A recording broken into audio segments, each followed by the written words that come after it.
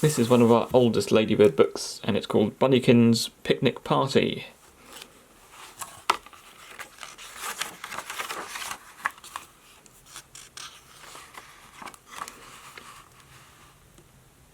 Mrs. Bunnykin was darning with a stocking in her hand. In came Bunnykin, her youngest, said a picnic would be grand. Round the door the others waited, Loppy in a coat of red, with his sisters Fluff and Bobtail. Whiskers didn't show his head. There's Mrs. Bunnykin with her stocking. Mrs. Bunnykin said maybe. Hall barometer said fine. There's the barometer with the weather.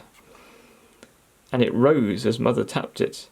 Mother said a splendid sign. Have you ever tapped a barometer? It shows the pressure of the air, which gives you an indication of whether it's going to rain later or whether it's going to be sunny. So she took them to the kitchen, made them sandwiches of jam. Bobtail tipped the pot up, saying, "What a clumsy thing I am." He tipped the jam pot over. Mother packed the food in baskets, Loppy first, then one for Fluff. Bobtail, Whiskers, and a small one, Bunnykins. Was that enough? Why does Bunnykins get a smaller amount? Don't know. Yes, away the bunnies started. Bunnykin, of course, was last. Fluff said, "Bunnykin, don't dawdle." "Well," he said, "you go too fast." Oh yeah, Bunnykins is the youngest, so maybe he'll not eat so much food. When they neared the shady woodland, Loppy thought he'd like to play, snatched a skipping rope from Bobtail, laughed at her and ran away. That's a mean thing to do. Up the nearest tree he darted. Fluff, on seeing what he'd done, poked at him with her umbrella. Loppy thought it splendid fun.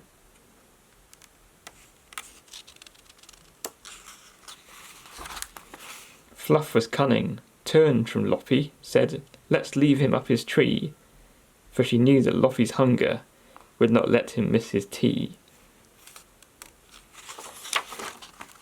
Sure enough, he followed quickly, till they found a pleasant glade. Fluff unpacked the laden baskets, laid the teacloth in the shade, set out all the cups and saucers, put the cakes upon a plate. At the tempting sight, the others, gathering wood, could hardly wait. There they are, gathering wood. Oh, she's put stones down there to stop it blowing away.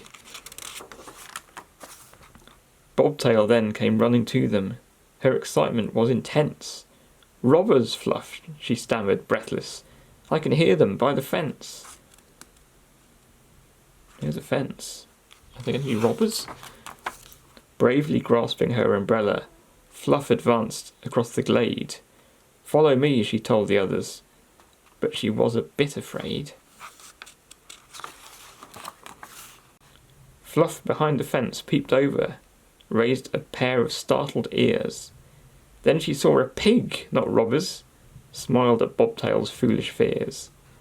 That's a big pig sleeping away then there. Back the bunnies scampered laughing, quickly lit a fire for tea.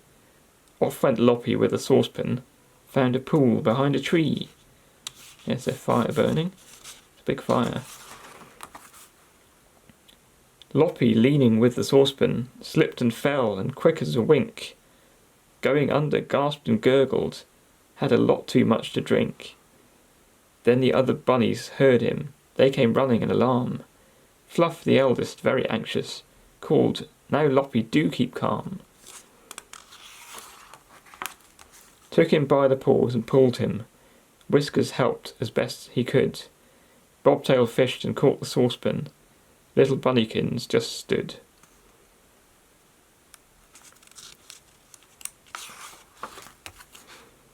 With the tablecloth around him, Loppy sat beside the fire. Fluff was thoughtful, filled his teacup, while his fur was getting drier.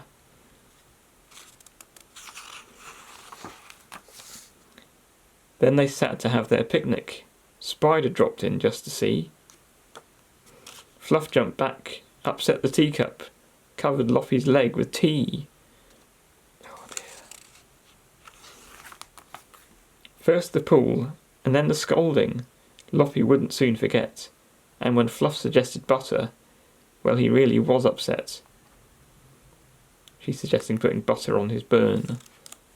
Some people think that's a good remedy, but it usually isn't. Soon the lovely picnic ended. Even Loppy thought it good.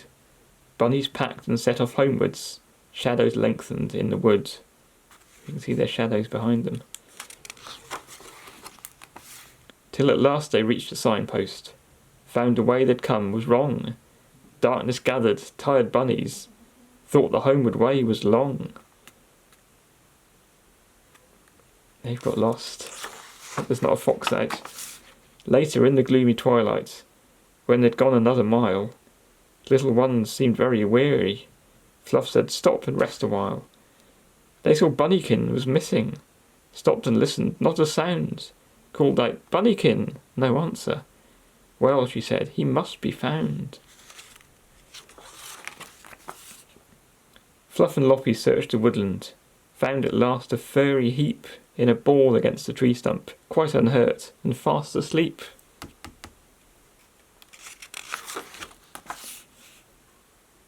Bunnykin was far too sleepy to attempt the homeward walk, so they carried him between them. All were much too tired to talk. Till at last the welcome lamplight, shining out across the night, showed them Mrs. Bunny waiting. How they loved its homely light. So the anxious Mrs. Bunny gathered in her sleepy heads, safe and sound but very sleepy, tucked them in their little beds. Somebody scribbled over this. Bit of a classic with ladybirds. Children always scribble all over their ladybird books. Scribbled over that as well. Terrible thing to do. Anyway, that's the end of Bunnykin's Picnic. Hope you enjoyed it.